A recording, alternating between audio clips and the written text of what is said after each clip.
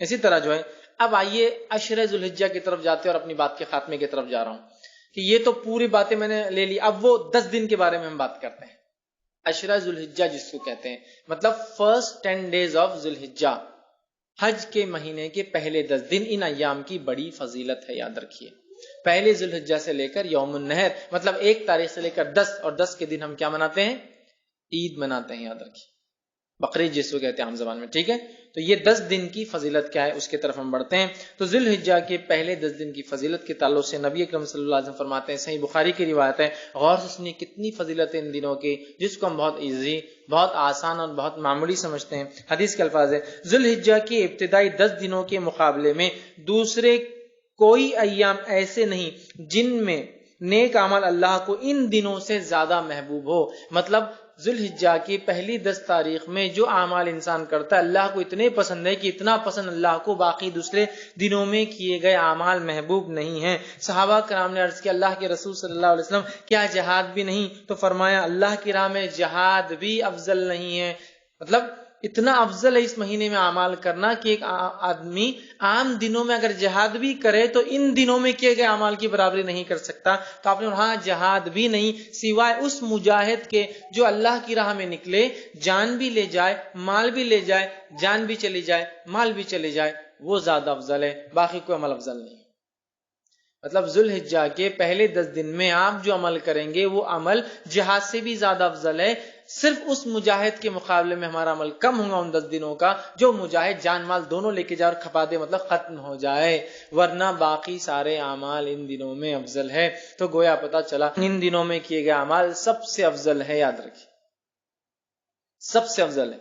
تو آپ جب پتا چل گیا سب سے افضل ہے تو ہمیں خوب کوشش کرنا چاہیے. اور اس کے تعلق سے حافظ ابن حجر عسقلانی رحمہ اللہ لکھتے ہیں کیوں اللہ نے ان ایام کو سب سے افضل بنایا ہے، اور بڑی اچھی بات لکھتے ہیں اور ایک حکمت، بڑی اچھی حکمت وہ لکھتے ہیں اور وہ فرماتے اور کہتے ہیں اللہ تعالیٰ نے عشرہ ذوالحجہ، پہلے ذوالحجہ کے پہلے 10 دنوں کو اس لیے فضیلت اور شان اور شوکت بخشی ہے. اس کا سبب یہ وہ لکھتے ہیں یہ وہ دن ہیں جن میں ساری عبادتیں ایک ساتھ مل جاتی ہے. یہ وہ ایام ہے، یہ وہ مہینہ ہے جس میں ساری عبادتیں مل جاتی ہے. توحید تو ہے ایک مسلمان چلتا ہے، نماز، روزہ، صدقہ اور حج، سب چیزیں ایک ساتھ آتی ہے اس مہینے کے اندر. اس کی اسپیشلٹی ایسا ہے، اور کوئی مہینہ نہیں ہے سال کا جس میں ساری عبادتیں ایک ساتھ آئے. آپ بولیں گے روزہ کہاں سے آ گیا؟ میں آگے آ رہا ہوں روزے کی طرف. اس دن نفل روزہ رکھ سکتے ہیں آپ ان 10 دنوں کے اندر، آگے میں رکھوں گا انشاءاللہ. چونکہ ساری عبادتیں وہ کہتے ہیں ایک ساتھ مل جا رہی، سب سے افضل اعمال ہے، تو ظاہر سے صدقہ بھی سب سے افضل اسی مہینے کا ہے. تو وہ کہتے ہیں چونکہ سارے اعمال ایک ساتھ مل جا رہے ہیں، توحید تو ہے ہی، نماز ہو جا رہی ہے، روز انسان پڑھتا ہے، روزہ بھی ان ایام کے اندر ہے. پہلے تاریخ سے لے کر 9 تاریخ تک روزہ رکھنا یہ سنت، اور اللہ کے رسول ہمیشہ رکھتے تھے ہر سال یہ روزے. فرسٹ 9 روزے ذوالحجہ کے پہلے 9 دن کے روزے، 10ویں دن تو عید ہے، ٹھیک ہے، رکھتے تھے. تو روزہ بھی مل گیا، نماز بھی مل گئی، توحید پر انسان تھا، صدقات بھی کرے چونکہ سب سے افضل عمل ہے، اور اس میں حج بھی آ جاتا ہے، سارے ارکان ایک ساتھ آ رہے ہیں. تو وہ کہتے ہیں اس وجہ سے اللہ نے یہ حکمت ہو سکتی ہے کہ ان 10 دنوں کو اتنی زیادہ اہمیت دی، اور واقع میں ایسا اور کبھی نہیں ہوتا، یاد رکھیے. لیکن ایک سوال، کیا شب قدر سے بھی افضل ہے؟ تو نہیں، یاد رکھیے نہیں، وہ ایک اسپیشل ہے. اللہ نے قرآن میں جب بیان کر دیا تو اب اس کو ضرورت نہیں الگ سے وہ کرنے کی. شب قدر رمضان کا اشرا اس کی ایک الگ ہی اپنی اہمیت ہے، وہ مستحکم، اس کی فضیلت بالکل ثابت ہے. اب جو باقی باتیں نہیں اس کے بعد ہی اس کے نیکسٹ ہی ہوں گا، یاد رکھیے، ٹھیک ہے. تو سب سے افضل ہے. تو ان ایام میں ہمیں خوب سے خوب زیادہ زیادہ عمل کرنا چاہیے. اب وہ جو تکبیرات وغیرہ میں نے کہی تھی روک دیا تھا، ایام تشریق میں کرنا ہے. اب عشرہ ذوالحجہ میں بھی تکبیرات کو کہنا ہے، اور پورے 10 دنوں تک، اور باقی کے 3 دن. تو آئیے تکبیرات میں سب سے پہلے ہم خوب تکبیریں کہیں. مسند احمد کی روایت ہے، آپ سے فرماتے رہے کہتے ہیں ان 10 دنوں میں، مطلب ذوالحجہ کے پہلے عشرے میں کے مقابلے میں دوسرے کوئی ایام ایسے نہیں جن میں نیک اعمال اللہ کے یہاں زیادہ درجے والے ہو. لہٰذا ان دنوں میں کثرت سے اللہ کی وحدانیت بیان کرو، اللہ کی بڑائی بیان کرو، اور اللہ کی حمد بیان کرو. ان 10 دنوں سے زیادہ عمل اللہ کو کوئی پسند نہیں. لہٰذا اللہ کی وحدانیت، ایک ہونا بیان کرو، اس کی توحید بیان کرو، اور اس کے تعلق سے آپ آگے فرما رہے ہیں اس کی جو ہے بڑائی، اس کی تکبیر بیان کرو، اور اس کی حمد بیان کرو. ٹھیک ہے. اب آئیے اللہ کی وحدانیت بیان کرنے سے کیا مراد؟ لا الہ الا اللہ یہ کہنا، یہ وحدانیت بیان کرنا ہے نا. اسی طرح اللہ کی جو تکبیر بیان کرنے سے کیا مراد؟ اللہ اکبر کہنا، اور دیگر تکبیرات جو اللہ کی بڑائی بیان کرتی وہ کہنا. اسی طرح جو اللہ کی حمد بیان کرنے سے کیا مراد؟ اس کی تعریف بیان کرنا، اس کی پاکی اور اس کی تعریف بیان کرنا، یہ اس سے مراد ہے. اور پہلے ذوالحجہ سے لے کر 10 ذوالحجہ تک جو تکبیرات کہتے ہیں ان تکبیرات کو مطلق کہا جاتا ہے، یاد رکھیں. تو پہلے ذوالحجہ سے لے کر 9 ذوالحجہ تک جو تکبیرات انسان بیان کرتا ہے اسے تکبیر مطلق کہتے ہیں، مطلب وہ تکبیریں جو مطلق ہیں. اور 10 ذوالحجہ سے لے کر 13 جو تکبیر بیان کرتی ہے اس کو کہتے ہیں تکبیر مقید، وہ قید ہوتی ہے، کسی عمل کے ماتحت چلتی ہے، یاد رکھیں. تو یہ تکبیرات ہے. اب کیا تکبیرات بیان کریں؟ تو آئیے کچھ چند تکبیرات جو ثابت ہے وہ آپ کے سامنے رکھ رہا ہوں جو ہم بیان کر سکتے ہیں. پہلی روایت مصنف ابن ابی شیبہ کی ہے، اس کے اندر آتا ہے کہ آپ جو تکبیر بیان کر رہے ہیں بڑائی وہ ہے اللہ اکبر اللہ اکبر اللہ اکبر لا الہ الا اللہ واللہ اکبر وللہ الحمد. یہ سب سے کامن ہے جو ہم لوگ عموماً کرتے ہیں. اللہ اکبر اللہ اکبر اللہ اکبر 3 بار ہے. لا الہ الا اللہ، نہیں کوئی معبود سوا اللہ، اللہ بڑا ہے اللہ بڑا ہے اللہ بڑا ہے، نہیں ہے کوئی معبود سوا اللہ کے، واللہ اکبر اور اللہ بڑا ہے، وللہ الحمد اور ساری تعریف اللہ کے لیے. تکبیر اور اللہ کی حمد دونوں ایک ساتھ آ گئی. یہ سب سے مشہور اور معروف ہے، یہ آپ پڑھ سکتے ہیں. دوسرا جو پڑھ سکتے ہیں جو ثابت ہے وہ یہ ہے الفاظ اللہ اکبر کبیرہ، ٹھیک، اللہ اکبر کبیرہ والحمد للہ کثیرہ وسبحان اللہ بکرۃ واصیلا. دوسرا آپ یہ کر سکتے ہیں اللہ اکبر کبیرہ والحمد للہ کثیرہ وسبحان اللہ بکرۃ واصیلا، یہ آپ دوسرا کر سکتے ہیں. تیسرا آپ جو کر سکتے ہیں اللہ اکبر اللہ اکبر اللہ اکبر کبیرہ، اللہ اکبر اللہ بڑا اور اللہ سب سے بڑا ہے، یہ بھی ثابت اللہ اکبر اللہ اکبر اللہ اکبر کبیرہ. ٹھیک ہے. اس کے علاوہ جو ثابت ہے فتح الباری میں جو روایت آتی ہے اس میں یہ ہے اللہ اکبر اللہ اکبر اللہ اکبر کبیرہ اللہ اکبر، یہ الفاظ بھی جو ہے آپ ادا کر سکتے ہیں. اس کے علاوہ ایک اور جو الفاظ ثابت ہے وہ یہ ہے سبحان اللہ والحمد للہ لا الہ الا اللہ واللہ اکبر اللہ اکبر وللہ الحمد. یہ تمام تسبیحات آپ کثرت سے ان ایام میں پہلے سے لے کر 13 تک کثرت سے بیان کر سکتے ہیں. صحابہ کا ان ایام میں کیا معمول تھا جو میں نے رکھا تھا نا کہ تکبیرات آپ نہیں پڑھتے، وجوہات شرم آتی فلاں، صحابہ کا کیا معمول تھا؟ آئیے امام بخاری نقل کرتے ہیں کہ عبداللہ ابن عمر رضی اللہ عنہما اور ابو ہریرہ رضی اللہ عنہ یہ دونوں صحابی جو ہے ان 10 دنوں کے اندر بازار کی طرف جاتے اور بازار میں جاتے اور اتنے زور سے تکبیر کہتے ہیں کہ لوگ بھی ان کی تکبیرات کو سن کر وہ بھی تکبیر کہتے ہیں. اب اگر ہمارے دور میں کوئی تکبیر بولتا گیا تو وہ ایک تو پاگل ڈکلیئر ہو جائیں گا، ایکسٹرا آرڈنری، حد سے زیادہ کہیں کو دکھاوا کر رہے بھیا تم، یہ کرنا والی چیز ہے. اگر یہ دکھاوا ہوتی تو صحابی کبھی نہیں کرتے تھے. یہ کرنے والے اعمال تو یا تو وہ ہو جائیں گا یا تو پھر اللہ کا ولی ڈکلیئر ہو کے عام لوگوں سے بڑا ہو جائے گا، اللہ کا ولی بھائی ہم نہیں کر سکتے، نیکسٹ آگے یہ ہو جائے گا معاملہ. صحابہ نکلتے تھے اور اتنی زور سے بولتے تھے کہ سننے والے غفلت میں ہیں، بازار میں لوگ مارکیٹ میں بھول گئے ارے یاد آ گیا ذوالحجہ چالو ہے اور اس کے اپنی بولو تکبیرات بیان، تو اتنی زور سے بیان کرتے ہیں کہ لوگ ان کی تکبیرات سن کر تکبیر بیان کرتے. عبداللہ بن عمر رضی اللہ عنہ کے تعلق سے آتا کہ مینا میں اپنے خیمے میں، مطلب حج کے لیے جاتے، مینا میں اپنے خیمے میں اتنی زور سے تکبیر بولتے کہ آواز مسجد میں چلی جاتی تو مسجد والے تکبیر بولتے، مسجد والے تکبیر بولتے تو آواز بازار میں چلی جاتی تو بازار والے تکبیر بولتے. اور چنانچہ روایت میں آتا ہے کہ مینا تکبیرات سے گونج اٹھتا تھا، بخاری کی روایت ہے. مطلب وہ یہاں بولتے تو مسجد والے سن لیتے، مسجد والے بولتے تو بازار والے سن لیتے، بازار والے بولتے تو اتنی زور سے آواز ہوتی کہ پورا مینا آواز سے گونجتا تھا لوگوں کی تکبیرات لوگ بیان کرے. جیسے حج میں ہوتا ہے نا، تو یہ حج میں تو کرنا ہی ہے، بازار میں بھی کرتے تھے. مطلب یہ حج کو نہیں کہتے شروعات میں، بازار میں بھی کرتے چلتے پھرتے. تو ہمیں خوب تکبیرات اس مہینے میں بالخصوص 1 سے لے کر 10 اور 10 سے لے کر 13 تک بیان کرنا ہے. تو اسے پتا چلا کہ ہمیں چلتے پھرتے اٹھتے بیٹھتے میں تکبیرات باواز بلند زور سے بیان کرنا ہے.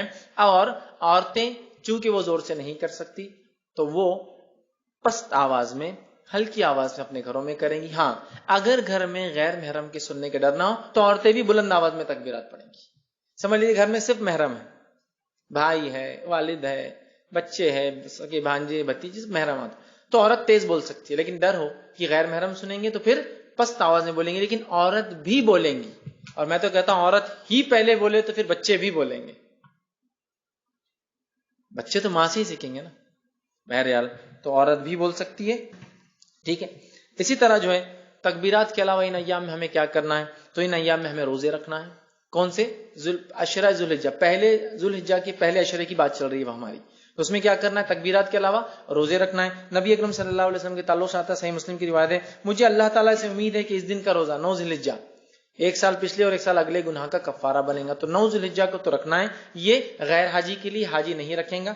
اس کے علاوہ ان مہینے کے اندر جو روزے آپ رکھیں گے اس میں ایک روزہ جو مشہور اور معروف ہے وہ یہ ہے، جس کے تعلق سے روایت اس طرح سے آتی ہے، سنن ابو داؤد کی روایت ہے کہ آپ صلی اللہ علیہ وسلم کی زوجہ مبارک جو ایک زوجہ فرماتی اور کہتی ہے کہ نبی اکرم صلی اللہ علیہ وسلم جو ہے ذی الحجہ مطلب 9 ذی الحجہ کا روزہ، اس کے بعد جو ہے یوم عاشورہ کا روزہ، ہر ماہ کے 3 روزے، اور ایک روایت میں ذی الحجہ کے پہلے 9 روزے، 9 ذی الحجہ عرفے کا روزہ، اور جو ہے 10 محرم کا روزہ، اور ایام 20 مہینے کے 3 روزے کبھی نہیں چھوڑتے. اور ایک روایت میں الفاظ ہے آپ صلی اللہ علیہ وسلم پہلے 9 روزے ذی الحجہ کے پہلے مطلب پہلے عشرے کے پہلے 9 دن کے روزے، اور 10 محرم کا روزہ، اور اسی طرح ایام 20 مہینے کے 3 دن 13، 14 اور 15 یہ روزے کبھی نہیں چھوڑتے. تو اس روایت میں 9 روزے کے تذکرہ ہے، پہلے 9 روزے، تو پتہ چلا اس مہینے میں روزے بھی رکھنا چاہیے. مسند احمد کی روایت ہے، آپ نے فرمایا کہ تعلق سے آتا ہے، فرمایا آپ صلی اللہ علیہ وسلم کبھی 4 کام نہیں چھوڑتے: عاشورے کا روزہ، عشرہ ذی الحجہ کے 9 روزے مطلب پہلے عشرے کے 9 جو ہے دن کے جو ہے فاسٹنگ روزے، اور مہینے کے 3 روزے آپ صلی اللہ علیہ وسلم، اور فجر کی 2 سنتیں. 4 عمل کبھی نہیں چھوڑتے. اس میں بھی کیا آ گیا؟ 9 روزے آپ صلی اللہ علیہ وسلم کبھی نہیں چھوڑتے تھے. تو عشرہ ذی الحجہ میں روزہ بھی رکھیے، تکبیرات، روزہ، 9 روزے رکھ سکتے ہیں، 9 نہ بھی ہو پائے تو کم از کم ایک تو ضرور رکھیے، عرفے کے دن کا روزہ. ٹھیک ہے، یہ بھی جو اس میں عمل کرنا ہے.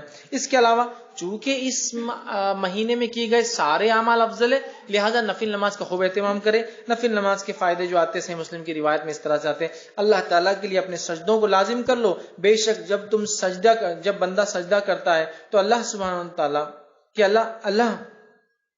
اللہ جو ہے سجدے کے ذریعے اپنی طرف تیرا ایک درجہ بلند کرتا ہے، اور اس سجدے کے ذریعے تیرا ایک گناہ مٹا دیتا ہے، اور یہ سال کے ہر وقت ہو سکتا ہے. تو لہٰذا یہ نفل نماز کے فضائل ہے.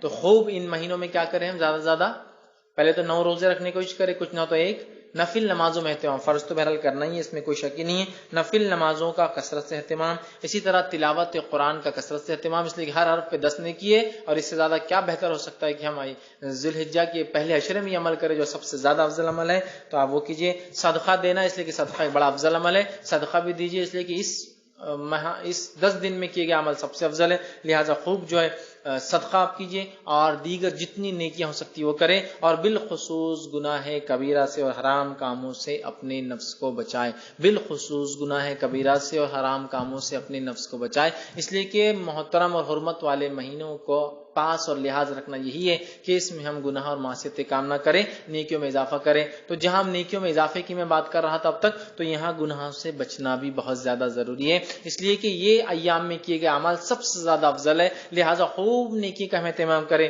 اور خوب اپنی نفس کو گناہوں سے بچائے، وہ چاہے ذی الحجہ کا مہینہ ہو یا دیگر اور 3 مہینے، مطلب ٹوٹل 4 مہینے حرمت والے. ان چاروں مہینے کا احترام کرے، حرمت کا پاس و لحاظ رکھے، گناہ اور معصیت سے اجتناب کرے، بالخصوص کبائر سے اپنے آپ کو بچائے. اسی طرح نیکیوں میں اپنے آپ کو آگے بڑھانے کی ہم جو ہے خوب سے خوب جو ہے کوشش کریں، اور بالخصوص وہ اعمال جو اعمال ہمیں بتائے گئے ان ایام میں کرنے کے، ان اعمال کو ہم جو ہے کثرت سے کرنے کی کوشش کریں، زیادہ سے زیادہ نیکی کریں، اور زیادہ سے زیادہ گناہوں سے اپنے نفس کو، اپنے آپ کو بچانے کی کوشش کریں. اب آئیے آخر چند کلمات کہ ان ایام میں جو مخصوص دن ہیں ان کے کچھ نام آپ کے سامنے رکھ دیتا ہوں تاکہ بات سے واضح ہو جائے.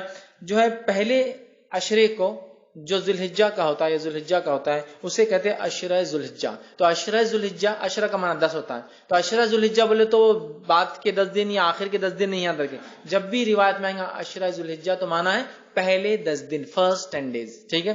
اس کے علاوہ دوسرا جو ہے یوم الضحیٰ، یہ جو ہے عید الاضحیٰ کے دن کو کہتے ہیں یوم الضحیٰ.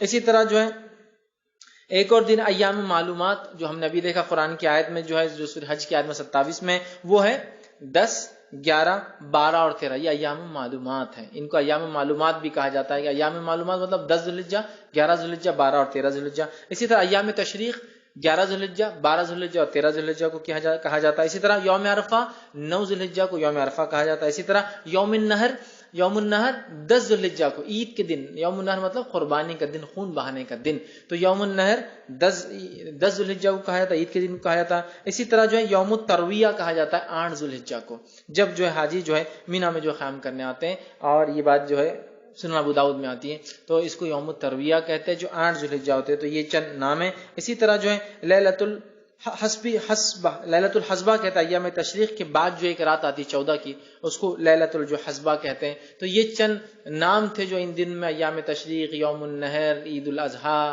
اور اس طرح سے ہم لوگ سنتے ہیں عام طور سے. تو یہ وہ چند چیزیں تھیں جو میں نے بہتر سمجھی کہ آپ کے سامنے